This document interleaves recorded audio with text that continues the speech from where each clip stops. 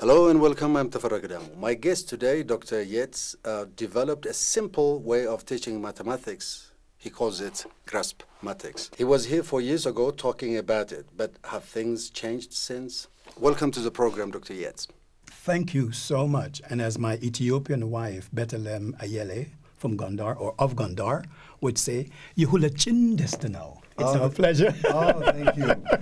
You came 4 years ago trying to explore the country and to spread basically the word about what you keep on telling us is easy African way of teaching mathematics, Graspmatyx. But you ended up getting married to an Ethiopian. That was quite unintended, was it?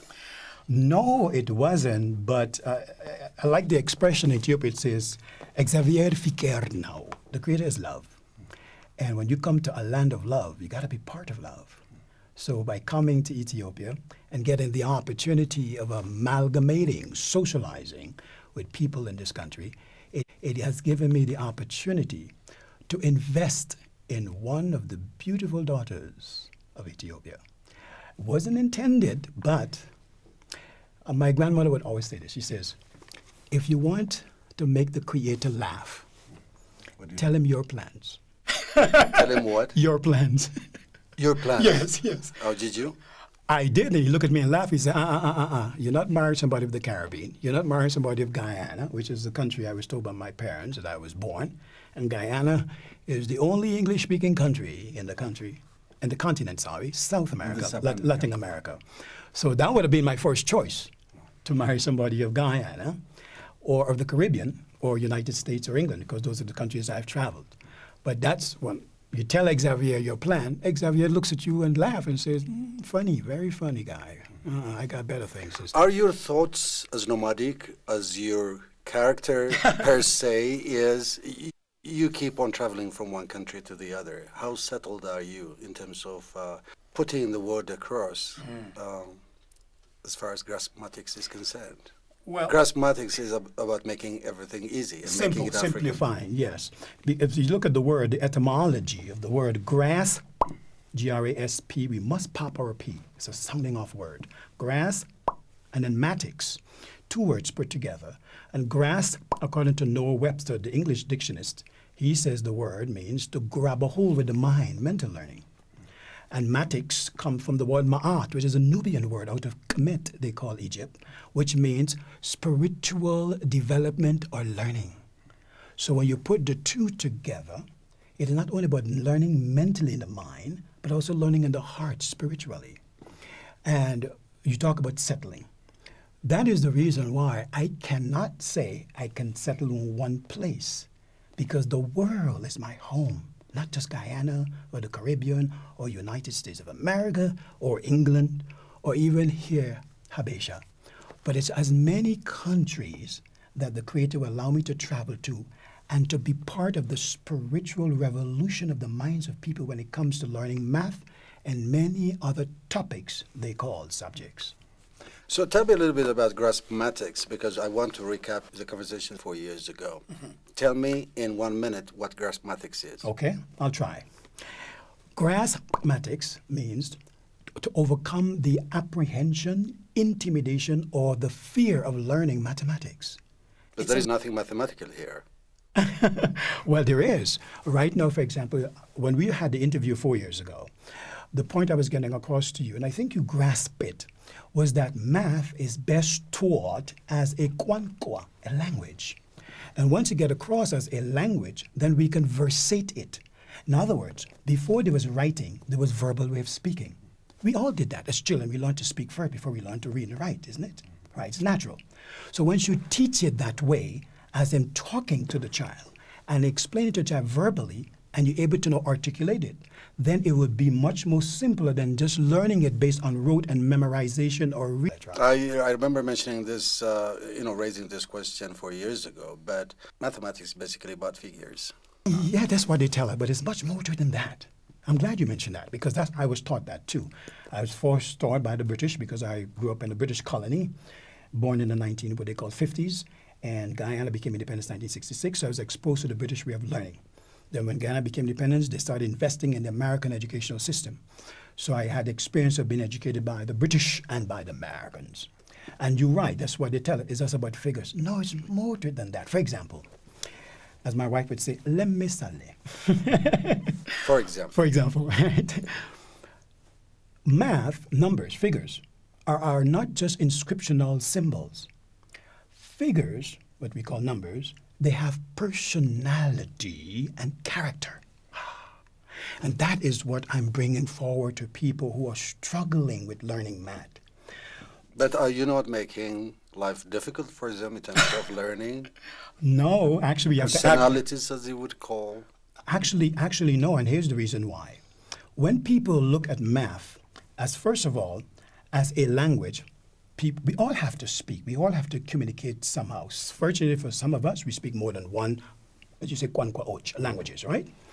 So think about it. The man who speaks 6 languages and the man who speaks 1, who is much more articulative and able to communicate with more people, right?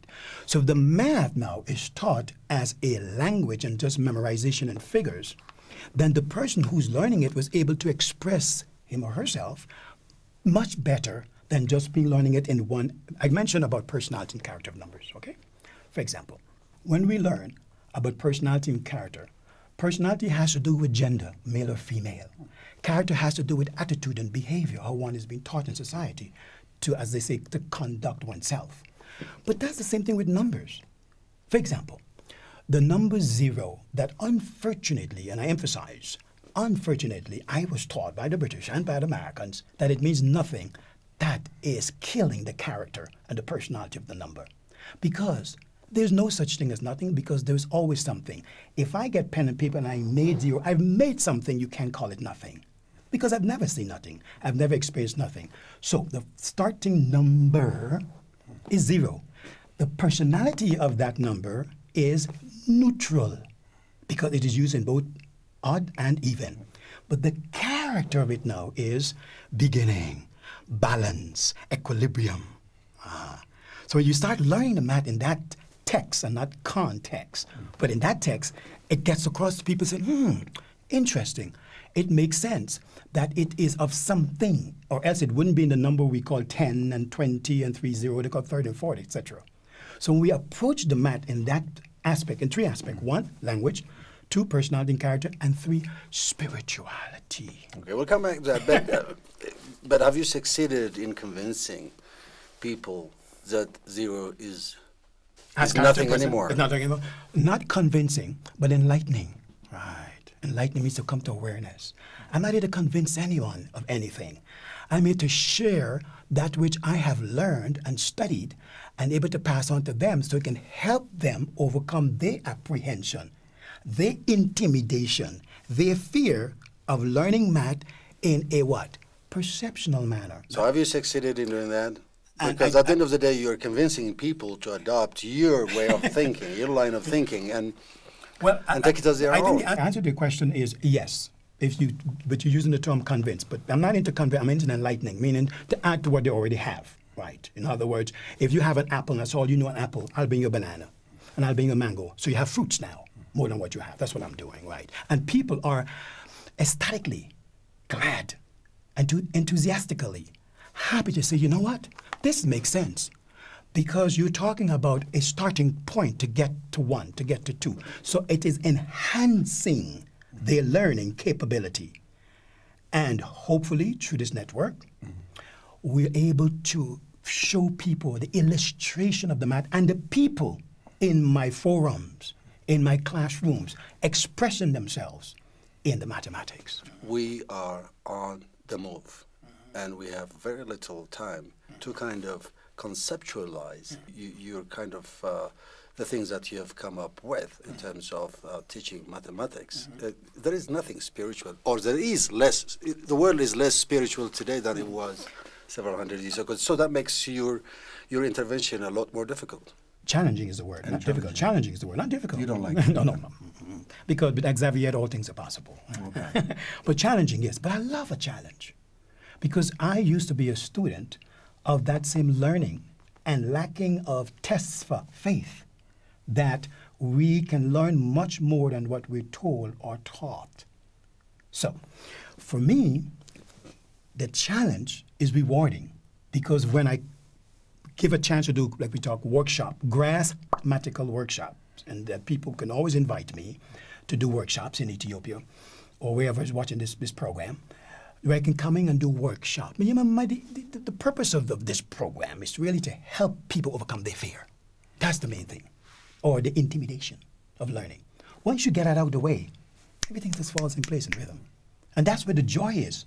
That you're right. You said something is very profound about what kind of age we're in right now. It is unfortunate that the age in which we're in right now is an age based on memorization, okay, or recitation of learning.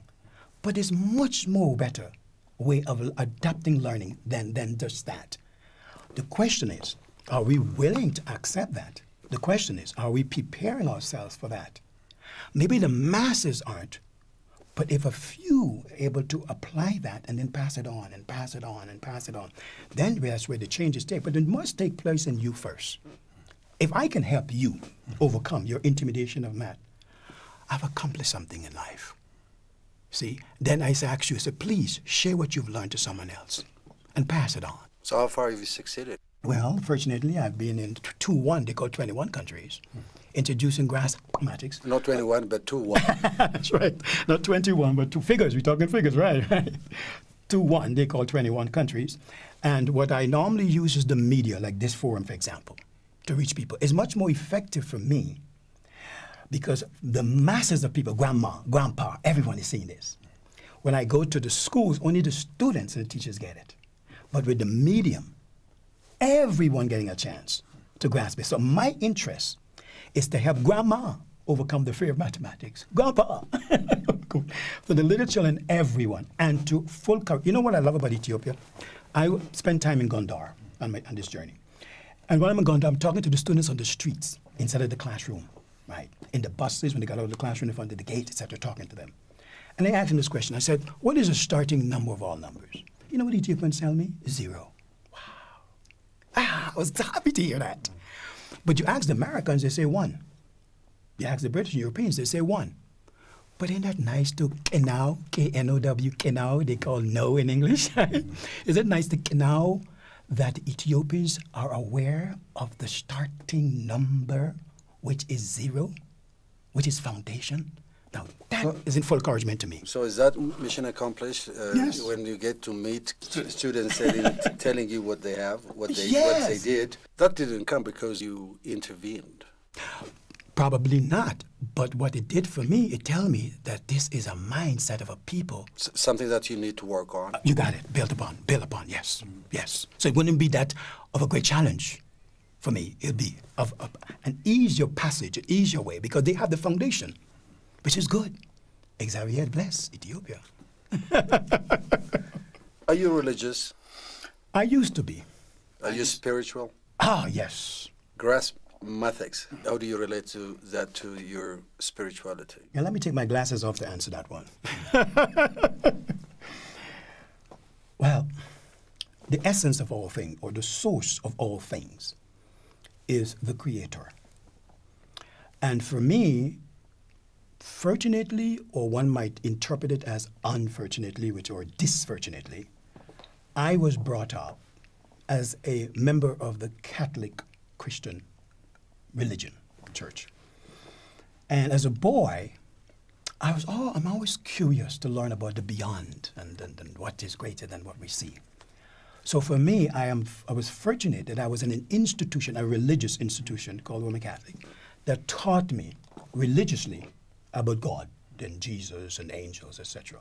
And that was a good start for me because it gave me the opportunity to learn in an institution or in an arena which I couldn't learn in the public school because the public schools weren't teaching that right. So this was another schooling. But the interesting thing about it is this. As a boy, I would ask inner learning questions. For example,